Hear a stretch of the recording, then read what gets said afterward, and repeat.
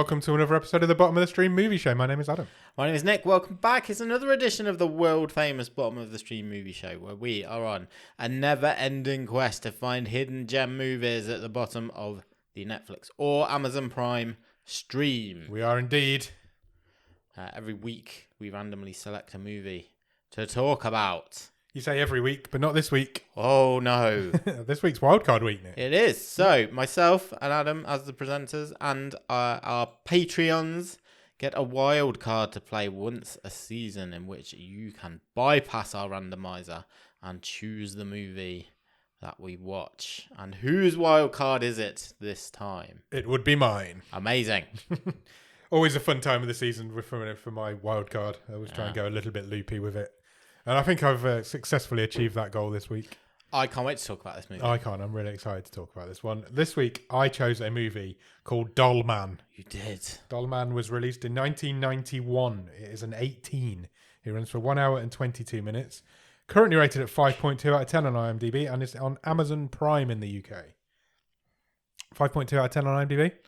I would say that that's quite a respectable rating. Yeah. And I also think I wasn't really aware of this movie. No, not me. Watching it. But I believe it's, quite... It's got a bit of a cult following. It's quite well... It's held in a good sense of esteem. In the B-movie world, Yeah. I think it's quite highly regarded. Yeah. There's a streaming... The production company of this is called Full Moon. Yeah. Full Moon Studios. And they have their own streaming service. Yeah. Which is basically a B-movie streaming service. Which I haven't checked out, and I have said many times that I will, but maybe I will from now on. This movie stars a guy called Tim Thomerson. He plays Brick Bardo. Sounds like one of my favourite names. Well, both. Both names. His real name and the character name. Both sound like they're made up by Stan Lee. He's basically been making B-movies consistently since the 1970s. Constantly. Since the 1970s. Also, this movie stars a very young Jackie Earle Haley. Yes, it does. He plays Braxton Red. Yeah. Another great name. You'll know him. He's in Watchman, probably is his most famous role. I would say so. He played Rorschach didn't he was in Shutter Island. He's also got an Oscar nomination. Oh, did he? He had an Oscar nomination in 2006 for a film called Little Children for Best Supporting Actor. And he also played Freddy Krueger in the Nightmare on Elm Street remake in 2010. Yes. Do you want a little fact about I always love a fact. Jackie Earle Haley and Freddy Krueger? Yeah. Jackie Earle Haley auditioned to play the original Freddy Krueger in 1984. Did he? He did. When he was only 25. Wow. He went to the audition with one of his best friends. Yeah. Johnny Depp. Wow. Johnny Depp wasn't reading for a part, but was spotted at that audition and was given a part in the movie. And that is why Johnny Depp has his career. Wow. Crazy, isn't it? I've never known that part. Yeah, I've never known that. Fact. Yeah. He obviously didn't get the role then, but 30 odd years later, he was given the role of Freddy Krueger. Which isn't a bad movie, I don't think. I've never seen the remake. It gets a lot of stick because it's a remake of Nightmare on Elm Street. Yeah, and the whole sort of why did we need to do this? Why did we need to do this? And Robert Englund wasn't in it. Yeah. But I don't think it's a bad remake. It's okay. It's not great. It's okay. This movie also stars a lady called Kamala Lopez, or Kamala Lopez, I guess is how you pronounce it. She plays Debbie. Second week in a row, we've had a character called Debbie. Yeah. The ghost last week was called Debbie. Yeah, she was. And now this lady's called Debbie. Wow, what a weird coincidence. Kamala Lopez quit acting for about 10 years. She's back doing it again now. Right. But she quit to become an avid civil rights and equal rights activist in LA. Very noble. And she became very famous for that. She actually won LA Woman of the Year in 2015. Oh, nice. Yeah. Unfortunately, since then, she's become an avid Trump supporter. Oh. I don't know what's happened in her life that's made her completely change her views. Views? Tried to get views and... Yeah, don't know. Anyway, she's back to acting now. Okay. 4 guys are credited with writing on this movie. Really? Charles Brand, obviously a very famous B-movie writer. Chris Rocher, Ed Nahar, and David Pabian. Although Ed Nahar and David Pabian are uncredited on the movie. They are credited on IMDb. Ed Nahar, you might know. May I? He wrote and created everything to do with Honey, I Shrunk the Kids. Oh, amazing. Yeah. And he did all of that. And so that would have only been like the first Honey, I Shrunk the Kids would have only been like the year after this. Probably. Maybe even earlier than that. Isn't Honey, I Shrunk the Kids like late 80s? I thought it was 92, but maybe. Yeah, you might be right. I could be wrong. I would have gone late 80s. Yeah, maybe the sequel's that. I'm not sure. I don't know. But I assume that maybe they had made it and they were like brought in as, because this is about small people too. Yeah. So maybe they were brought in as like consultants, small people. You're right. Honey, I Shrunk the Kids was before. It was 1989. Okay, so maybe they were brought in as short people consultant. Maybe they were brought in just for like how the technology worked and stuff. Because I assume it's a similar sort of idea. Which is really interesting because we'll come on to the whole concept of this movie, but presumably for budgetary reasons, they don't really use said technology. Not really, no. In this, I've got some issues with the size of our character in this movie, so we'll come to that. This film was directed by Albert Pyun, Pyun. He's most famous. He made Cyborg with Jean-Claude Van Damme. He's actually credited with the introduction of cyborgs into the movie world. Right. Okay. And he's apparently made quite a few movies with cyborgs in, and he's the guy responsible for bringing cyborgs into Hollywood. Van Damme liked a cyborg, didn't he? Because he did Universal Soldier as well. He did. So quite a few interesting facts about this movie, I thought there. Right, shall we get on to talking about it? I'll come to the size issues when we get to them. Let's do it. Do you have a one-word review of Dollman? Bricking it. Nice, I like it. Where's this movie start, Nick? Jazz. Jazz. Does. There is a distinct... So we just see space. So stars, a dark side, stars. And it starts off with a kind of a jazz twinge to the soundtrack, which quickly gives way to, we're just out of the 80s, so it makes sense. A hell of a lot of synth. There's a lot of synth. It's very early 90s. And then we just get a title sequence against this backdrop of space. Credits. Goes on for ages. And we get a little caption, don't we? Yes, we do. 10,000 light years away from Earth, the planet Autoros. Yes. And we meet our first character. We meet a guy who is currently on the run from the police. It's a perp with a perm. It is a perp with a perm. Nice. That'd be a great name for a film. Like Hobo with a Shotgun. Yeah. He goes to hide. He goes to hide in a local laundrette. Can I just say as well, a couple of times I went on this. I know it's 1991, so it went, that is quite a long time ago now. It is. But some of their future technology wasn't bad. He's been followed by a drone, basically. Yeah, true. I was like, this would happen now. Yeah. Very true. He is being watched, followed by a police drone. Yeah. As he's picked trying up on to that, but you're right. run away. He is. Yeah. He goes to hide in a laundrette. He does. I confused myself here. I was just like, he's hiding in a building full of kids. But it was a lot of women working in a laundrette, I presume. But there were a load of kids there. There were a load of kids there. All of these people were horizontally challenged. Is that a nice way to put it? They were fat. The film describes all these people as fat people. What was with all this fat shaming? There was a lot of fat shaming in this movie for no reason whatsoever. Don't know. There was a lot of it going on. Because both the perp and shortly Brick Bardot, when he arrives, he's like, "Shut up, fatty." Yeah. Fatso. There's lots of why? Why is this? There's lots of fat shaming. It was the 90s, man. Different times. The cop who was chasing him calls it in, and that basically makes it become a hostage situation. Yeah. So this guy's got... There's probably, 10, 12 people in there? Something like that. All quite large. The mayor is on the phone. He wants to give in. He wants to give them what they want. Yeah. He wants to basically shut this down. The elections are coming up.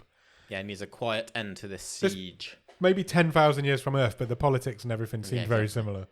And it's fair to say for these first shots that we get of the city and stuff like that, it is very much influenced by that sort of Blade Runner future. Yeah, absolutely. Then Brick Bardot shows up. He does. He's on suspension. He's a tough guy cop. He's the cop who just doesn't play by the rules, God damn it. That's who he is. He's suspended. It's the laundrette that he uses to clean his clothes. Yeah. It's his he's like, I'm just here to do my washing. He's just there to do his washing. He goes inside, starts doing his washing. And the perp's like, what the hell? Yeah. God, dude, I've got these people hostage. I've got a gun. Yeah. What are you doing? And he says, I'm here to do my laundry. Yeah, I'm just doing my laundry. And then he pulls his gun out, Brick does, and he holds it against one of the fat women who is... The perp is behind her. Yeah. So Brick's threatening, like, if my gun goes through this fat woman, it's going to go into you and then into that other fat woman. Is it one of the kids, though, that looks up and says, oh, wow, that's the T300 super gun? Brick's got like a super matter reducing gun that just obliterates and everything. Brick says, yeah, that's right. If I shoot this, 3 people behind this bullet are going to... Their brains are going to be on the back wall. Can you clarify to me what happened now? Because it felt to me like he scared the fat lady so much that she collapsed and crushed the perp. So the perp has kind of got them roped up. Yeah. But he's in the middle of this sort of... He's roped a circle of large ladies around him. Yeah. And he's in like the middle of like them. human shield. Yeah. First he calls Brick a shit brain. He does. And then the ladies seem to be so scared of this situation that they just... And because they're all tied together... Yeah. They just lose their balance and topple over. They all topple over and they crush this perp. The perp. And that's the end of your hostage situation. And I don't think anyone's killed because after, I think the news... Is it on the news or the guy on the radio outside? He's like, no casualties. We have got a couple of heart attacks. Yeah, because the mayor says... From the fat people. The mayor turns up and he's not happy because... In his actual words, it doesn't look good when fat people have heart attacks on my watch. It's like, even he's calling them fat. Yeah. So that's the end of your hostage situation. Brick goes home. Oh, the chief wants Bardo fired. Yeah, he does. He's like, he shouldn't even be here. Fire him. Yeah. Get him out. But Stupid chief. It appears in the interim of Brick going home that they've decided to change the story somewhat. And it's being reported on the news that there was a shooting spree downtown. Loads of deaths. Loads of deaths. Loads of violence. And this rogue cop had done it. Is at fault. And then this is the second time in the first 15 minutes of the movie I've gone, well, this is quite pertinent to today in terms of like fake news and misinformation. You know, it's like Joe Biden manufacturing that hurricane this week. Oh, don't stop. I was like, for the second time I've gone, oh, this is quite, sort of precedent. Yeah, Dollman is way ahead of its time. Yeah. It really is. As he's doing that, somebody shoots at him through the window. Yeah. And it's some gangster guy. It's a hitman. Well, not a hitman, a heavy. He's going to take him in. He says an old friend... Bounty hunter. An old friend wants to see you. So he's effectively stuns Brick. He stuns, yeah. He's like drags him away. He drags him to like a wasteland area where what I can only describe is a floating head turns up. Yeah, we're in this like abandoned industrial area. Yeah, landfill site type thing. This guy's got is a head on like a little mini spaceship with motors that just hovers in midair. Yeah, like is a head in a donut ring. Yeah, basically. But the donut ring is his like you say, is his transport. It hovers him around. Yeah, and Brick is the one. Brick, we find out, is responsible for making him that way. Yeah, Brick's gun has torn off this guy's limbs, body, all sorts, to the point where he's now just a head rolling around. Yeah, he says like, "Oh, last time I saw you, I blew your arms off." Yeah, and all that sort of thing. So then this head. And they've took Brick's gun off him as well. Yeah, they have. I can't remember the head's name. It did have a name. Spurg, that was it. He says he wants 50,000 something, whatever the space coins, whatever it was, or he's going to blow everything up. He's got a bomb. He's got a nuke that will destroy everything. So what they're going to do instead is blow up Brick piece by piece. They're going to use his own gun against him, blow all his limbs off, and then. Totally unexplained. Yeah, it happens a couple of times in this movie. It is never explained with no explanation. Basically, Brick can use the Force. Yeah, or he's got some sort of machine in the palm of his hand that basically summons the gun back. Yeah, and it almost lights up like Iron Man. Yeah, and it does. It summons the gun from across. It's like a cross between Iron Man and Thor's hammer. Yeah, you can just summon it back to himself.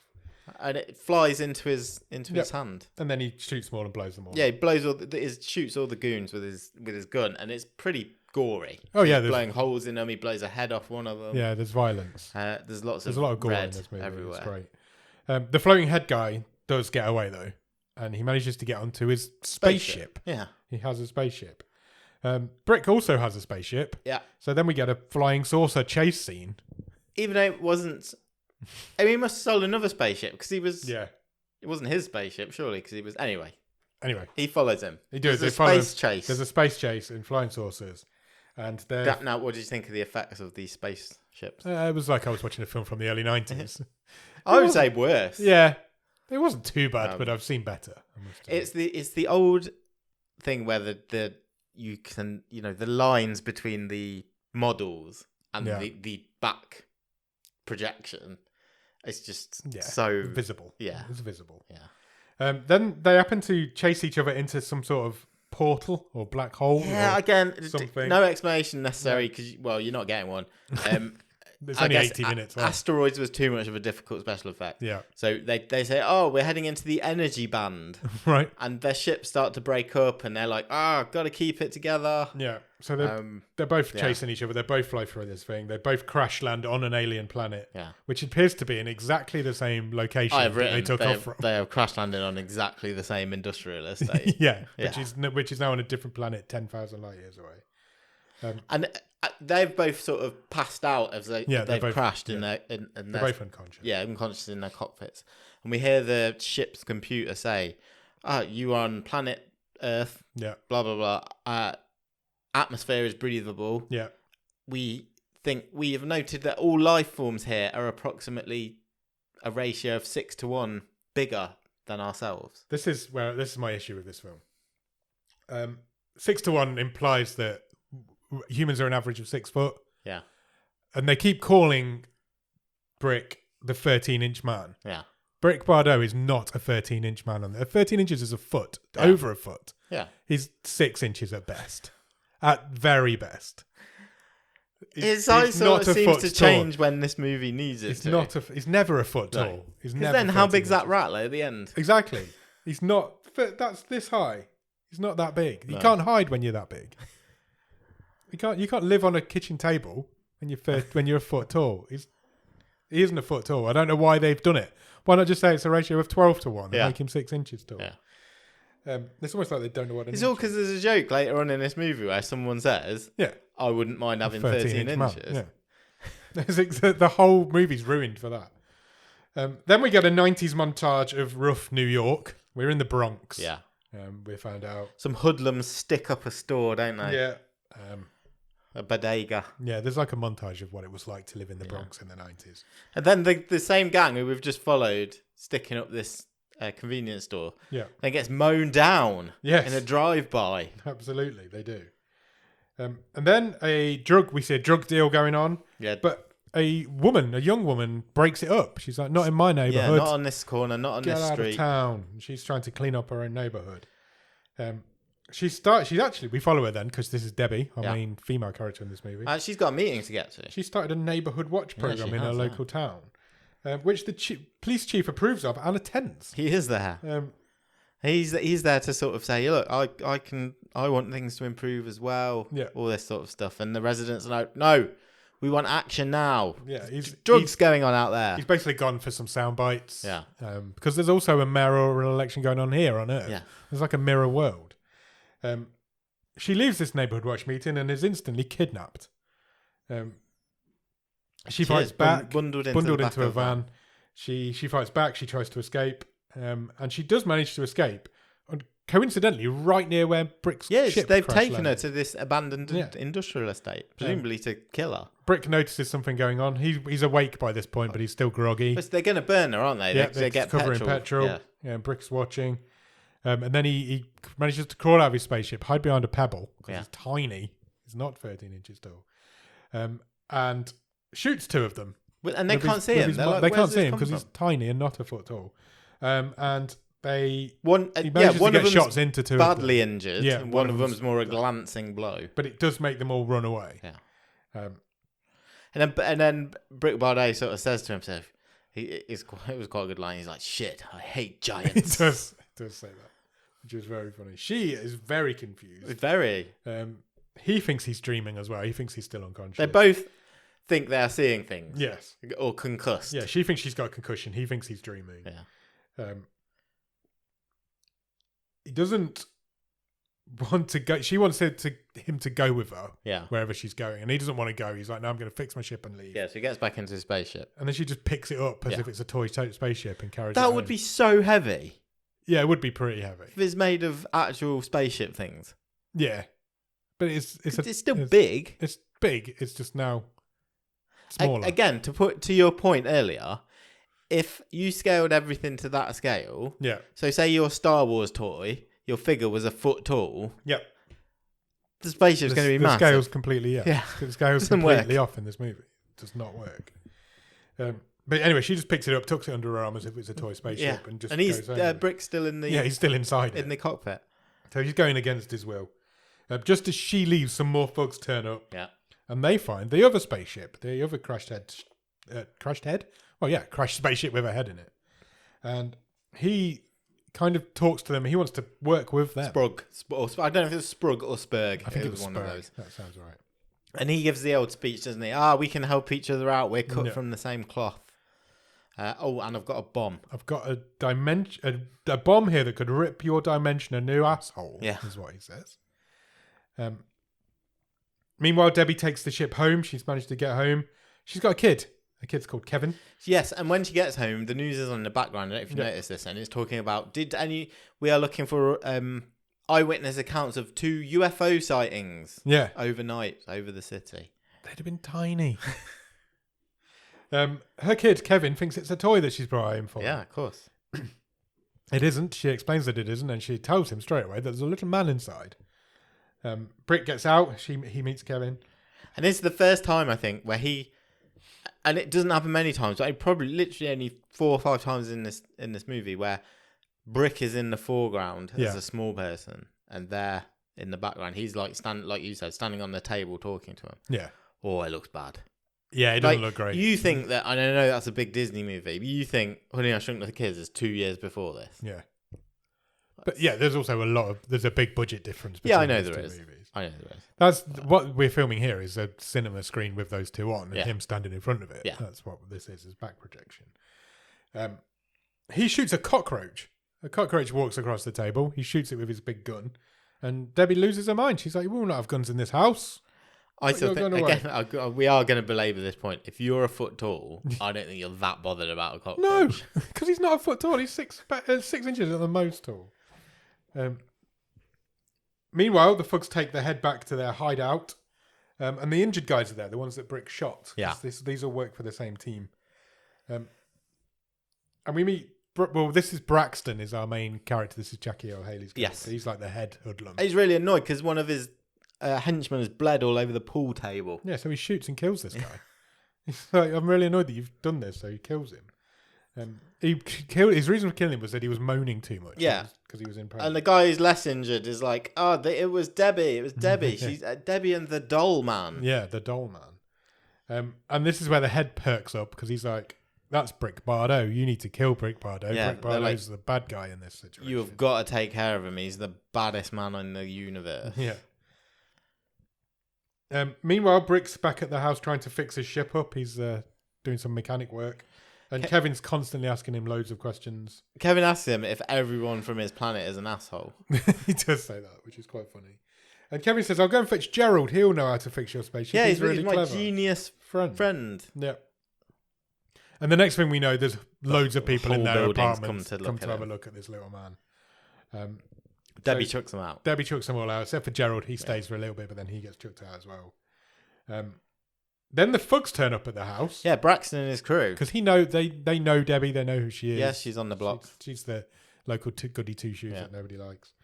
But Brick starts shooting at them with his tiny little gun. Which this time kills. Yeah. Has the ability to kill. Yeah, it kills them all, except for Braxton. Who is wounded, but he escapes. He's injured, but he does manage to escape. And the walls of this apartment, this made me laugh, are absolutely drenched in blood. Yeah. It's everywhere. Yeah. And then we just cut to the police leaving the apartment after she's told them all about it. Yeah. We do see a little scene of her cleaning the blood up for a little bit. But mostly it's been cleaned up. Yeah.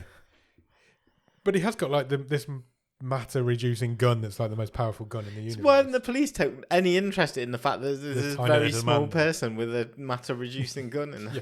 The bullet holes would be like minuscule.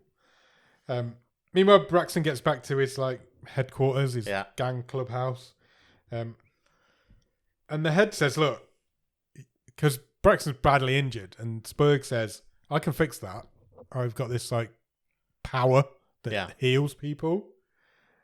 So he does. He makes Braxton agree to some terms and heals him up. He basically says, help me repair my ship. I need to get off this planet. Yeah, which Braxton agrees. But he says, I will give you the bomb after you help me. Yeah, he tells him how the bomb works. He says, all you need to do is press this button behind me and the bomb will go off.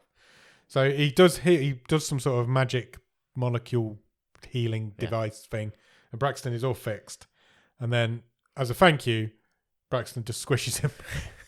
Under his palm. Just like palm strikes him, kills this guy, squashes him dead. Yeah. We just see this horrible mess of blood and mechanics.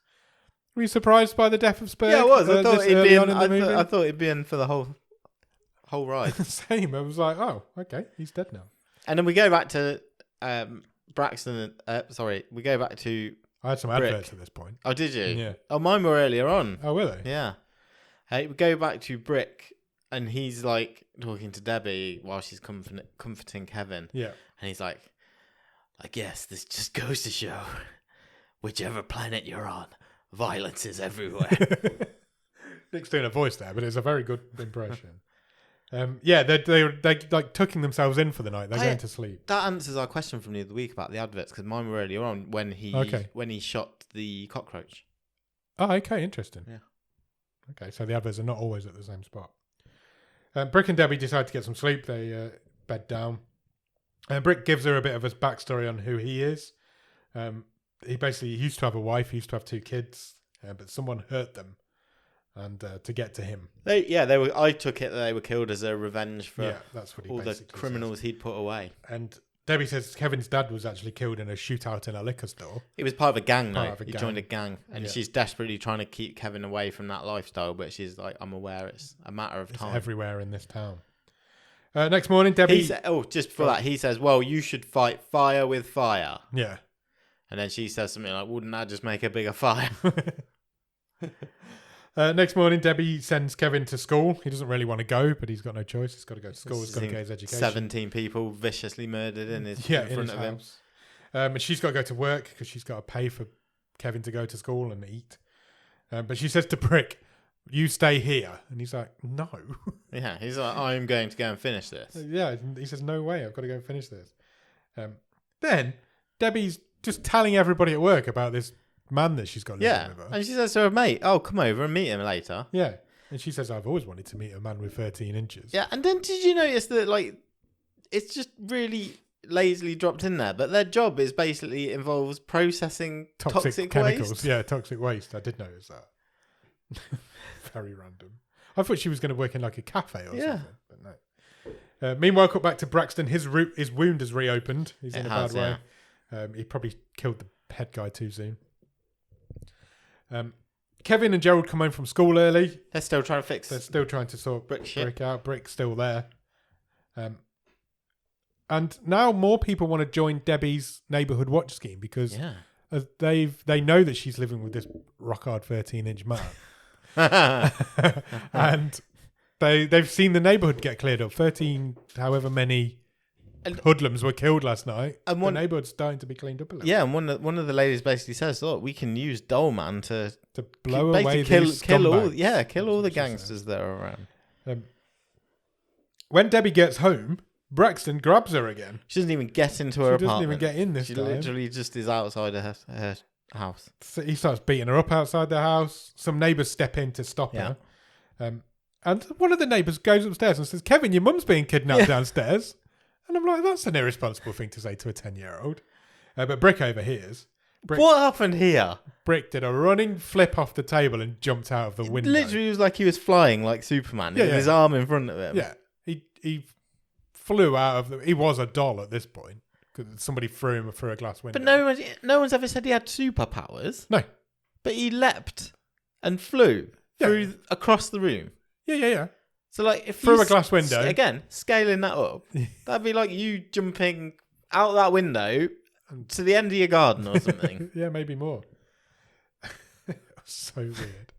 And he manages to land and grab onto the car. Yeah. And this is the point where he's definitely not a foot tall because he's hanging from the rear driver's side window. Yeah.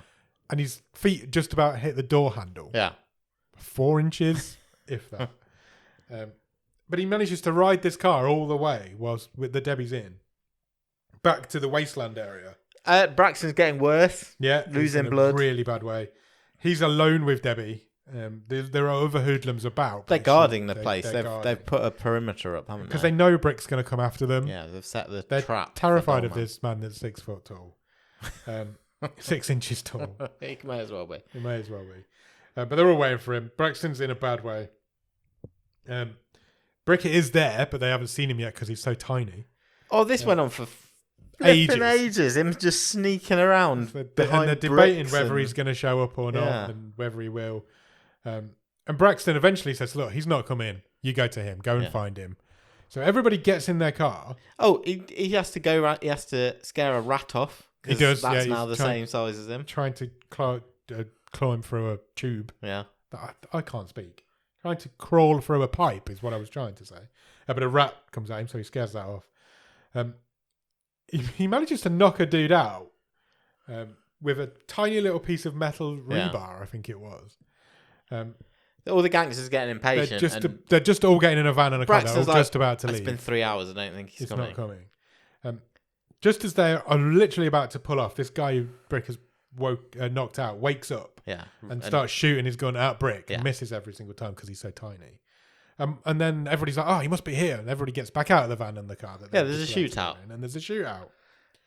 Dollman shoots the two panel vans so much that they explode. Yeah, the car and the van both explode, which distracts Braxton and gives Debbie a chance to run. She runs. Braxton starts shooting at her. She instantly falls over in the old twist my ankle. Female running in movies. And he can't. I know he's hurt, but he cannot shoot for shit. No, nobody hits anybody in this movie. But she does manage to get away. Braxton is looking for her, but he's in a really bad way now. He's losing a lot of blood. But he does find her in an abandoned sort of building. Yeah. There's a building. She's cornered. Yeah. Brick comes in. Brick shoots him again. So there's another injury for Braxton. Well, he says to Braxton, "Why don't you pick on someone your own size?" But Brick's image is in a mirror. Yeah. And Braxton is so discombobulated, he shoots at the mirror. Yes.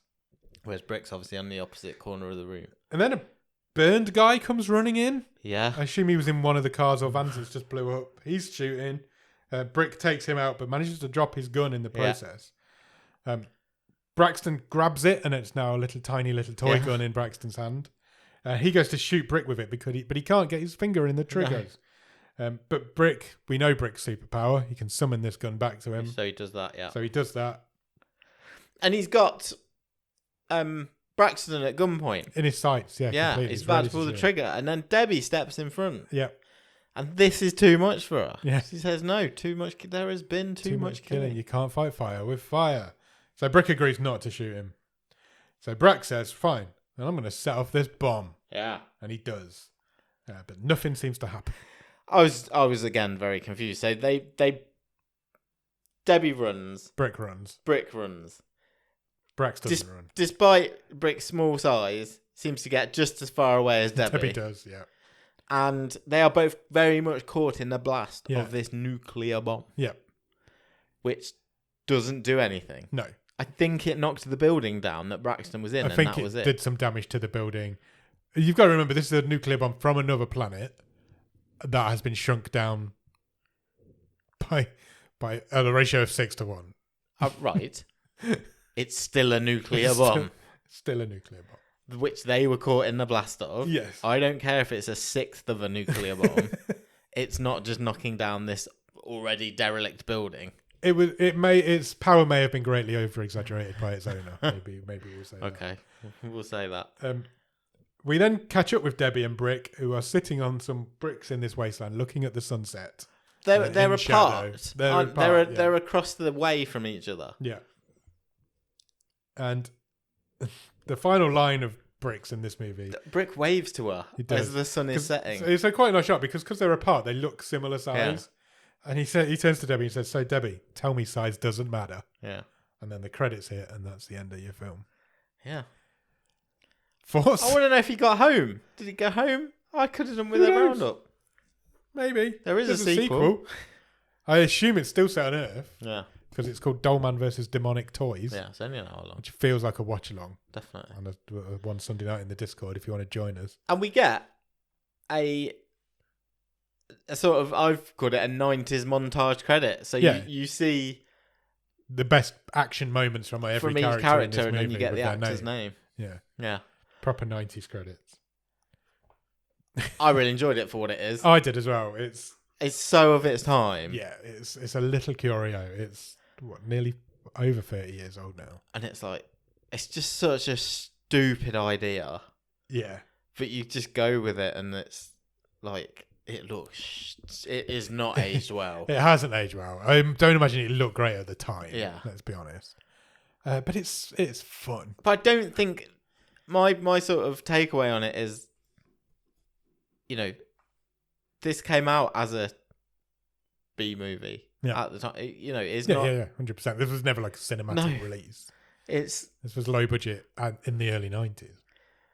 It's fun. It's fun. It's not good. It's not good. It's fun. It's good. No, it is what it is. It's not trying to be good. No, it's not trying to be good. It doesn't want to be good. It just wants to tell you this story about the Dollman. Yeah. It's fun. It's just a bonkers concept. It's 80 minutes long.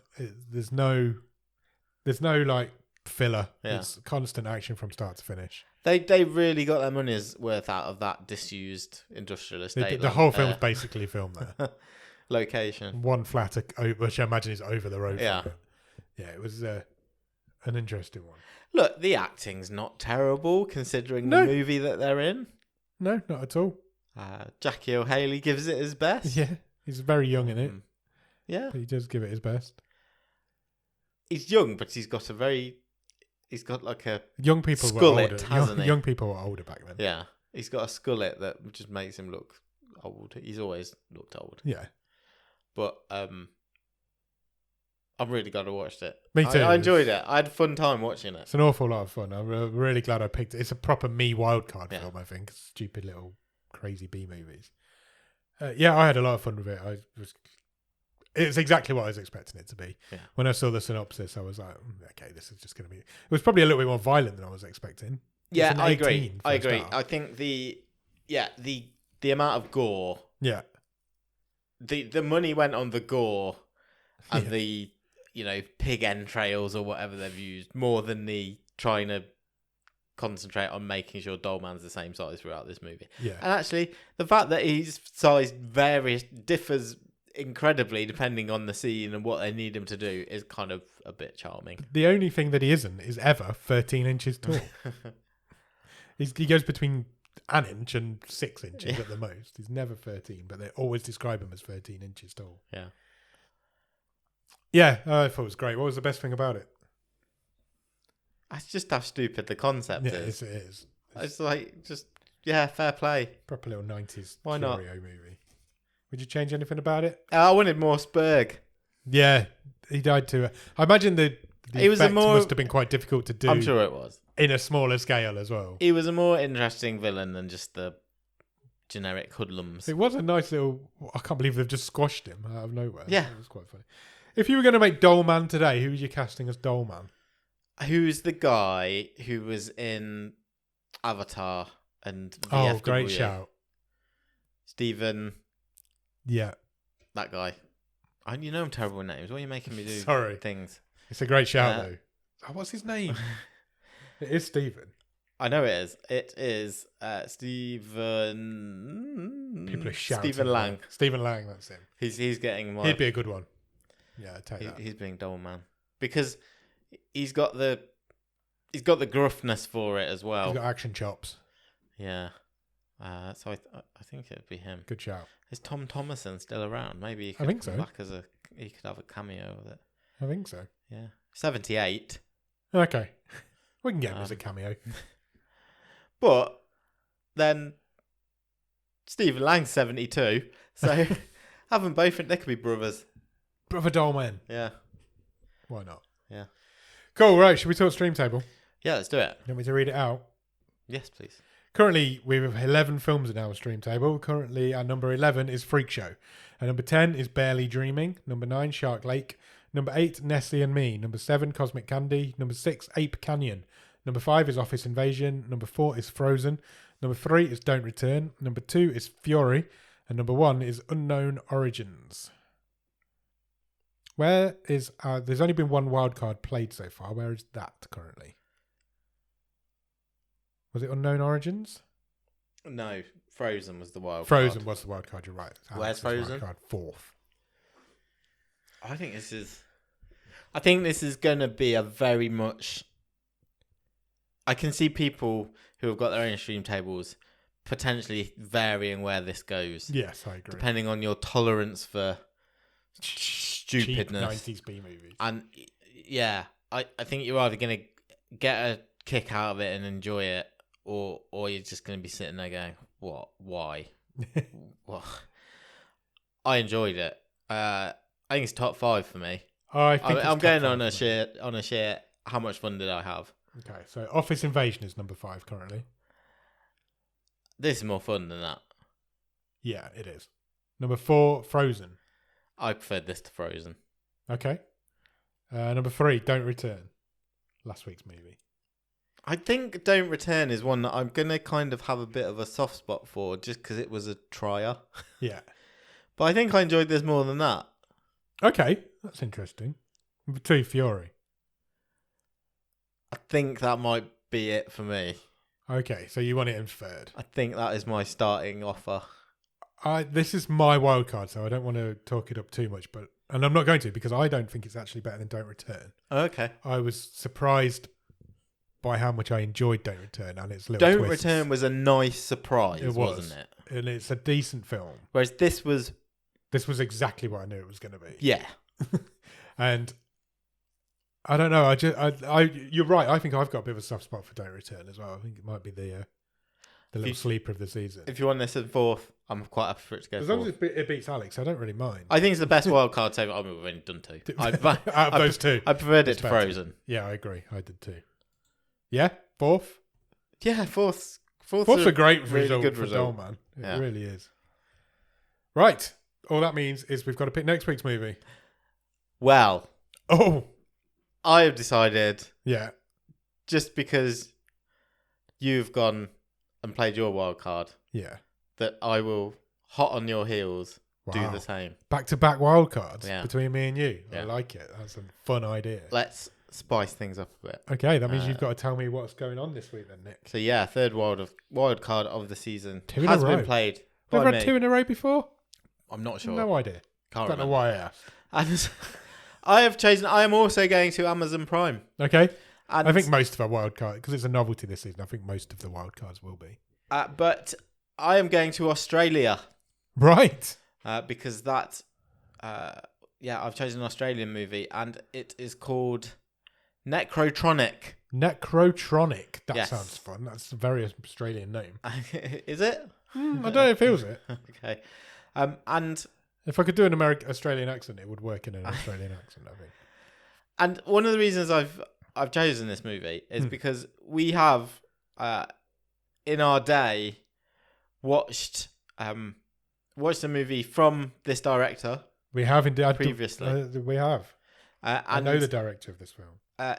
Yes, this is a movie directed by Kia Roach Turner, and he was also the director of Wormwood: Road of the Dead.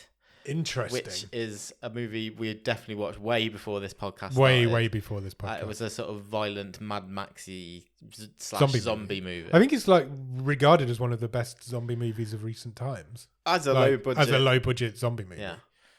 Isn't there a couple of them, I think? I think there's 2.